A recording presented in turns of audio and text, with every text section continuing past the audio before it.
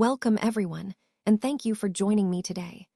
I'm excited to introduce the topic of our presentation, the National Debt Retirement Fund, or NDRF, along with a counter-cyclical super-credit mechanism. Over the next few minutes, we'll explore a practical framework designed to reduce federal debt and interest costs over the next 30 to 40 years. We'll cover the core problem we're facing, interest on the federal debt compounding against us, and then delve into our proposed solution, which has two main parts. The NDRF itself, acting as a statutory lockbox at the Treasury, and this innovative, super-credit window that activates during economic downturns. I'll also explain what this approach does, turning small, steady inflows into a sizable pool that can retire high-coupon debt, and clarify what it is not, emphasizing that this is a fiscally responsible, targeted mechanism, not a money-printing scheme or a permanent zero-interest program. So let's get started and see how this framework could help us manage our federal debt more effectively in the years ahead. Let's take a closer look at the roles and institutional boundaries involved in this framework. First, Congress plays a crucial role by enacting the NDRF statute, which includes defining dedicated revenue streams or levies, authorizing buyback and refinance operations, and establishing governance and reporting structures. This sets the legal foundation for the entire system. Next, the Treasury is responsible for operating the NDRF day-to-day. They run the buybacks and refinancing activities, publish important calendars and reports, and handle risk management and execution. Essentially, they execute the policies Congress sets out. The Federal Reserve, on the other hand, doesn't have fiscal authority. Their potential roles are more about research, monitoring slack triggers, and ensuring that market infrastructure and liquidity are strong enough to support buybacks when needed. This division of responsibilities helps keep the system balanced and focused. Connecting this to the overall theme, these institutional roles ensure that the NDRF functions smoothly, with clear boundaries and responsibilities to support effective economic management. Let's move on to Slide 3, which focuses on governance and safeguards. First, our governance structure includes a board of trustees with staggered terms to ensure continuity, an inspector general to oversee compliance, and GAO audits to provide independent oversight. We also commit to transparency through quarterly public reports that detail inflows, buybacks, including specific CUSIPs and sizes, average coupon retirements, interest savings, and our glide path to targets. To safeguard the process, we have a supermajority firewall in place. This means that using principle for buybacks outside of specific circumstances requires a statutory supermajority vote plus an emergency finding, ensuring robust oversight. In terms of protecting consumers and equity, we set per-person caps, implement income-tested matching for low and mid-income households, and strictly avoid junk fees. Now, moving to Slide 5, which explains buyback and refinance operations in plain English. A buyback is simply when the Treasury repurchases outstanding bonds or notes from investors before they mature, and then retires those securities. We prioritize buying back high-coupon securities because they save the most interest per dollar and those nearing maturity, which helps reduce rollover bulges. For example, retiring or refinancing $100 billion of 6% notes at 4% can save us about 2% of face value per year, roughly $2 billion annually, although market conditions and execution realities always factor in.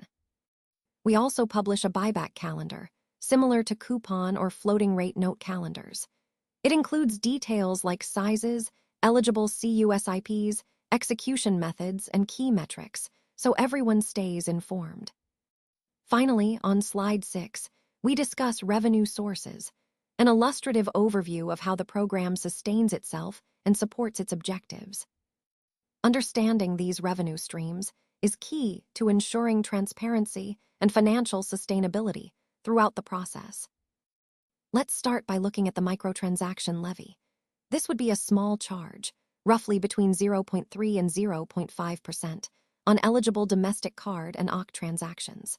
To give you a sense of scale, at a 0.4% rate applied to a $10 trillion transaction base, we generate around $40 billion annually. If the base grows to 12 trillion, that number increases to about $48 billion per year. Next, there's the VAT slice. This involves dedicating a portion, between 0.5 and 1%, of a consumption tax specifically for the revenue stream. It's a way to ensure that a share of consumption taxes directly supports the overall financial framework. We also have the carbon fee slice. This is a fixed percentage that gets earmarked for the National Disaster Relief Fund, or NDRF. The idea here is to channel funds from carbon pricing directly into disaster resilience efforts. Then there's the automatic stabilizer sweep. During periods when we have supercredit windows, times when economic activity exceeds certain thresholds, a portion of the additional revenue generated from higher GDP is automatically directed to the NDRF. It acts as a built-in stabilizer, helping to fund disaster preparedness during economic upswings. All of these flows are legally designated as earmarked for the NDRF lockbox, ensuring that the funds are protected and used for their intended purpose. Now moving on to the risks and how we plan to mitigate them. First, inflation risk. These windows are only opened when certain slack triggers are met, and they are capped and time-limited. Plus, there's an automatic sunset and cool-down mechanism, which helps prevent runaway inflation. Regarding credit risk and costs, we have caps per individual, and subsidies are both limited and carefully budgeted. Banks will retain responsibility for underwriting, and importantly, there will be no rolling promotional balances that could inflate costs. To prevent import leakage, we're designing modest window sizes with a broad base of eligible transactions. The focus is on domestic spending where feasible, to keep the funds within the intended economic sphere. Policy drift or raids are addressed through a combination of a lockbox law, a supermajority firewall to prevent easy amendments, oversight by the GAO, and transparent reporting practices. These measures help safeguard the integrity of the system. Market function is maintained by pre-announcing buyback calendars, ensuring buybacks stay within market depth limits, and coordinating with the Federal Reserve's SOMA operations. The Fed observes but does not fund these activities, which helps keep the plumbing of the market stable. Finally, regarding the implementation roadmap, we start with Phase 0, where Fed and Treasury staff will conduct stress tests on macro triggers, levy bases, buyback depths, and interest savings scenarios. Then, in Phase 1, legislation will be enacted to establish the NDRF statute, covering governance, revenue earmarks, authority for buybacks and refinancing, and reporting requirements. This structured approach ensures a thoughtful and resilient rollout. Now let's look at Phase 2, the standing program build within Treasury. Here, we're establishing systems for inflow collection, accounting, operations, calendars, and public dashboards. These components are essential for creating a transparent and efficient framework. Moving on to Phase 3, the pilot. We'll start with a small-scale supercredit window during a downturn, allowing us to validate key guardrails, reporting mechanisms, and buyback execution. This phased approach helps us test and refine our processes before scaling up. Then, in Phase 4, the scale and glide path phase, we'll publish 30 to 40-year targets for debt-to-GDP ratios and interest expense ratios, along with annual progress updates. This ensures long-term planning and accountability. Now, let's connect these phases with some key talking points for policymakers. First, this approach turns compounding in our favor. Steady inflows lead to a large pool that can help retire expensive debt over time. It's also designed to be counter-cyclical, meaning it stimulates during safe periods and automatically shuts off during downturns, protecting fiscal stability. Transparency and auditability are central. Our system will be accessible to the board, GAO, and feature quarterly dashboards to keep everyone informed. And finally, this approach is better than gold in many ways. It reduces liabilities and lowers interest costs through statutory mechanisms, providing a more sustainable financial foundation. Now, briefly, let's review some illustrative math on the future value of these flows. The key formula is FV equals a times the quantity of 1 plus R raised to the power of n minus 1 divided by R. In Excel or Google Sheets, you can use the FV function with either end-of-year or beginning-of-year contributions, depending on your timing. And in Python, we've got a simple function. FV equals a times 1 plus R to the power of n minus 1 divided by R. This math helps us understand how consistent contributions grow over time, reinforcing the importance of steady inflows and disciplined contributions for long-term fiscal health. Let's take a closer look at this JavaScript function. It calculates the future value of a series of annual net debt reduction flows over time.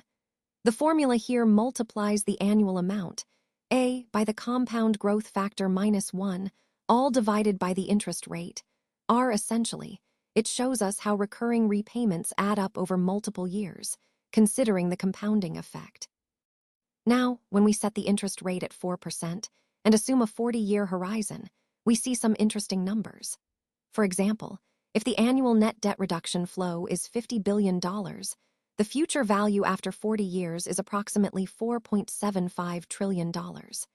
Increasing that annual flow to $75 billion bumps the future value to about $7.13 trillion, and so on. As you can see, higher annual flows lead to significantly larger totals over time. We also performed a sensitivity analysis at a fixed annual flow of $100 billion.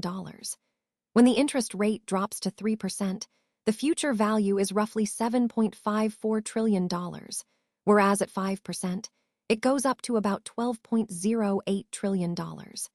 This highlights how sensitive the outcomes are to changes in interest rates. A quick note, these figures are illustrative, not precise forecasts.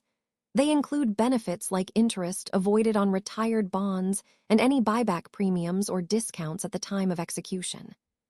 To connect this to the bigger picture, understanding how these variables interact helps us evaluate the potential long-term benefits of debt buybacks. Moving forward, we'll explore some key terms to ensure we're all on the same page about concepts like buybacks, high-coupon bonds, and near-maturity debt. Now, let's take a closer look at some key concepts related to measuring economic changes. First, we have the percentage point, or PP. This is simply the absolute change in a rate. For example, if the unemployment rate moves from 4% to 5%, that's a 1 percentage point increase, or plus 10 pp. It's a useful way to quantify shifts in rates without getting lost in the percentages themselves. Next, we have the SOM rule, which is an important recession indicator. It signals a potential recession when the 3-month average unemployment rate rises by at least 0.5 percentage points above its lowest point over the past year. So, if unemployment was at its recent low, and then it jumps significantly above that, it's a warning sign worth noting. Finally, there's the concept of slack. This refers to the spare capacity in the economy, things like rising unemployment, output that's below what it could be, and easing inflation. When slack increases, it typically points to weaker economic activity, and it can influence policy decisions. All these concepts help us better understand the current economic landscape and anticipate future trends. If you have any questions or want to discuss these ideas further, feel free to reach out.